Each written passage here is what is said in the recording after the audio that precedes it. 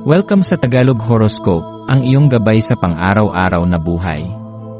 Hatid namin ang pinakadetalyadong horoscope na magsisilbing gabay mo sa pera, trabaho, pag-ibig, kalusugan, at swerte. Naway magtagumpay sa buhay ang lahat ng ating tagapakinig at subscribers sa buong mundo. Maraming salamat sa pag-subscribe at tanggapin ang siksik, liglig, at umaapaw na biyayang hatid ng Tagalog Horoscope.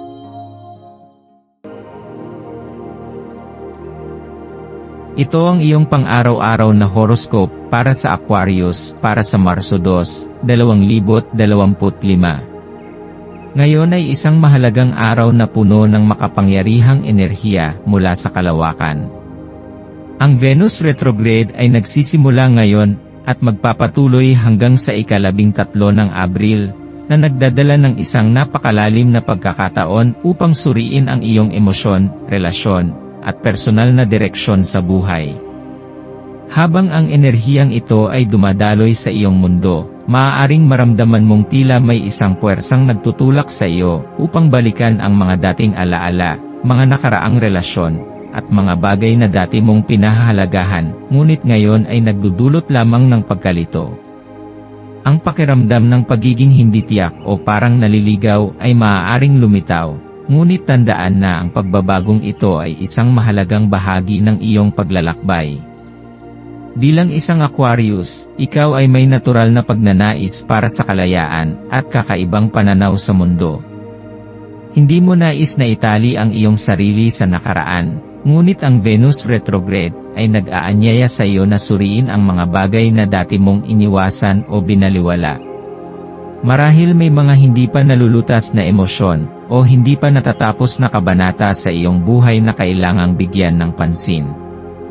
Ang mga alaala mula sa nakaraan, ay maaaring bumalik, hindi upang guluhin ka, kundi upang bigyan ka ng pagkakataong matuto at lumago. Ang hamon para sa iyo ngayon ay panatilihin ang iyong sarili na nakaugat sa kasalukuyan, habang pinoproseso mo ang mga damdaming ito. Sa ilalim ng impluwensya ng buwan sa Aries, ang matapang at mapusok na enerhiya ng tanda ng apoy ay maaaring hikayatin kang sumubok ng mga bagong bagay at lumabas sa iyong comfort zone. Ang Aries ay isang palaban at puno ng sigasig na tanda, kaya maaari mong maramdaman ang matinding pagnanais na kumilos ng mabilis at makamit ang iyong mga layunin.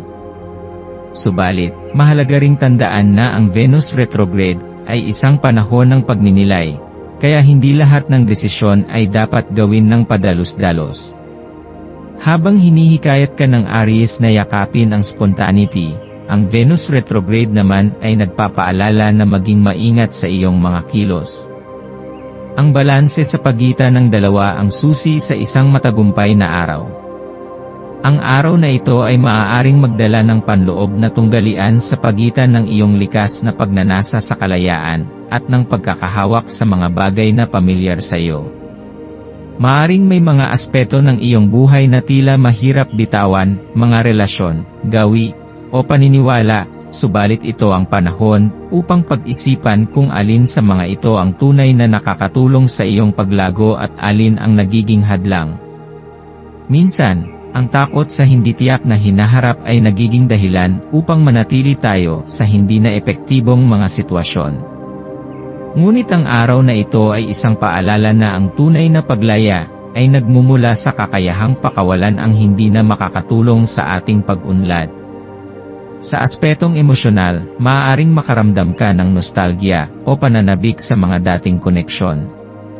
Maaring magkaroon ng biglaang pagnanasa na makipag-ugnayan muli sa isang tao mula sa iyong nakaraan.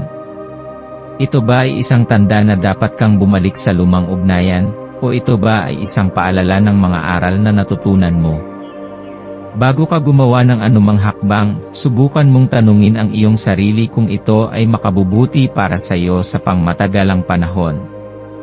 Ang mga damdamin ay maaaring maging malakas sa ilalim ng Venus retrograde, ngunit mahalagang gamitin ang iyong talino at intuisyon sa paggawa ng desisyon. Sa aspetong pinansyal, ito ay isang magandang araw upang suriin ang iyong paggasta at mga pinansyal na plano. Maaring may mga pagkakataong lumitaw na tila magandang oportunidad, ngunit tiyaking pinag-aaralan mo ito ng mabuti bago ka sumuong.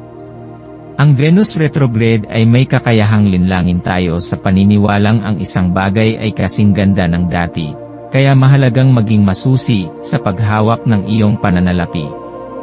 Ito rin ay isang magandang panahon upang pag-isipan kung paano mo nais na gamitin ang iyong mga mapagkukunan sa mga darating na buwan. Ang iyong maswerteng kulay ngayong araw ay asul at puti. Ang asul ay sumisimbolo ng kapayapaan, kaliwanagan ng isip, at komunikasyon, habang ang puti ay nagdadala ng kalinisan ng damdamin at kaliwanagan ng layunin. Ang pagsusuot ng mga kulay na ito o ang pagkakaroon ng mga bagay na may ganitong kulay sa iyong paligid ay maaaring makatulong sa iyo upang manatiling kalmado at nakasentro sa buong araw. Ang iyong maswerteng numero ay 3, 9, at 11. Ang 3 ay sumisimbolo ng malikhaing enerhiya at pagpapahayag ng sarili. Ang 9 ay kumakatawan sa espiritual na paglago at pagpapalaya, habang ang 11 ay nagdadala ng malakas na intuisyon at pananaw sa buhay. Para sa maswerteng gawain ngayong araw, subukang gumawa ng isang bagay na magpapalaya sa iyong isipan at damdamin. Ang pagsulat sa isang journal, pagsubok ng isang bagong aktibidad, o kahit na simpleng paglalakad sa labas upang sariwain ang iyong isipan ay maaaring makatulong sa iyo upang makahanap ng mas malinaw na direksyon. Sa pagtatapos ng araw, tandaan na ang buhay ay isang patuloy na paglalakbay ng pagtuklas at pagbabago. Ang Venus retrograde ay maaaring magdala ng hamon, ngunit ito rin ay isang pagkakataon upang lumago at maging mas malapit sa iyong tunay na sarili. Huwag matakot sa hindi tiyak na hinaharap, yakapin ito ng may bukas na puso at isipan. Ang araw na ito ay isang paalala na ang tunay na kalayaan ay nagmumula sa kakayahang piliin ang landas na tunay na makapagpapaligaya sa iyo.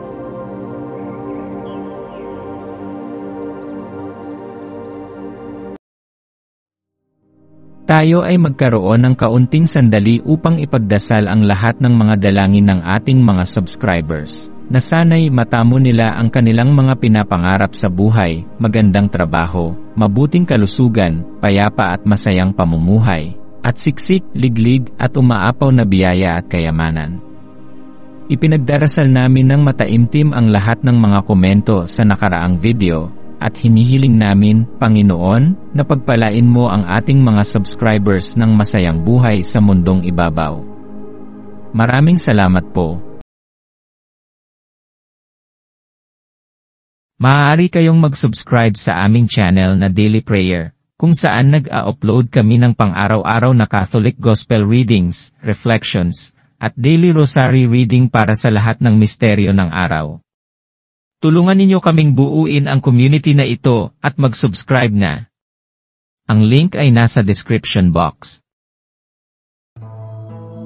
Maraming salamat sa panonood ng iyong horoscope ngayon araw. Naway gabayan ka ng mga bituin sa iyong landas.